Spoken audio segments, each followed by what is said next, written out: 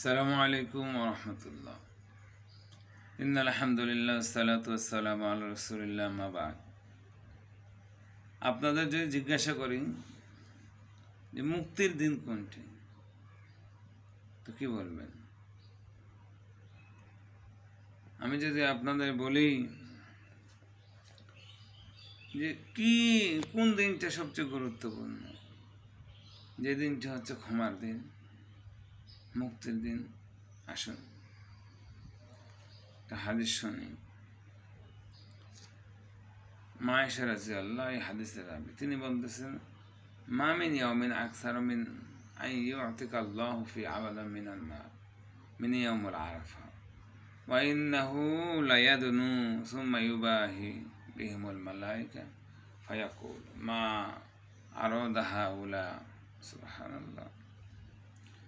আরাফাত দিবসে জিলহজ্জের নবম দিন তুলনায় এমন কোনো দিন নেই যেই দিন আল্লাহ তাআলা সর্বাধিক সংখ্যক লোককে জাহান্নামের আগুন থেকে মুক্তি দেন। সুবহানাল্লাহ। তাহলে জাহান্নাম থেকে মুক্তির দিন হলো আরাফার দিন, তাই না?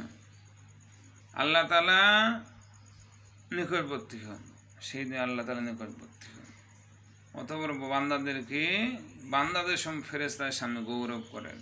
তিনি বলেন, ওয়া ইন্নাহু লায়াদউ সুম্মা ইউবাহিহুল মালায়েকা ফায়াকুল মা আরাদা হাউলাই। গৌরব করে বলেন তারা কি উদ্দেশ্যে সমবেত হয়েছে, অথবা তারা কি চায়।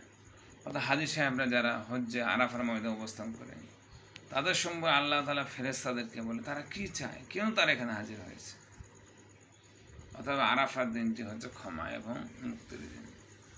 আর এই দিবসে একটি রোজা, একটি সিয়াম কোনো ব্যক্তি যদি রাখে, তাহলে 2 বছরের পাপের কাফারা হয়ে যায়। সুবহানাল্লাহ।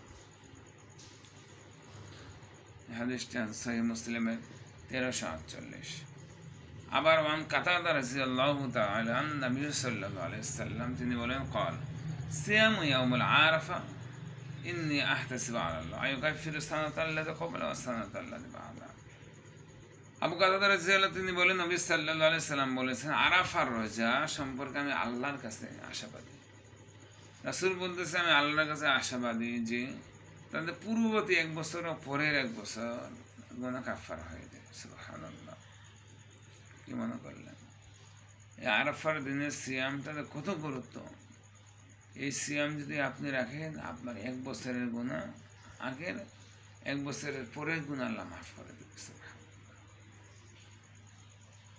ইবনে হাজার আসকালানী রাহমাতুল্লাহ বলেন যে জিলহজ মাস ব্যতীত বছরের অন্যান্য মাসের সকল দিন যদিও উল্লেখযোগ্য ইবাদতসমূহ যেমন সালাত, নফল, সিয়াম, সাদকা ইত্যাদি সম্পন্ন করা হয় থাকে, কিন্তু হজ্জের মতো গুরুত্বপূর্ণ ইবাদত কেবলমাত্র জিলহজ মাসেই হয়ে থাকে। সুবহানাল্লাহ। আল্লাহ তাআলা আমাদেরকে জিলহজ মাসে 9 দিন সিয়াম, আরাফাত সিয়াম থাকার তৌফিক দান।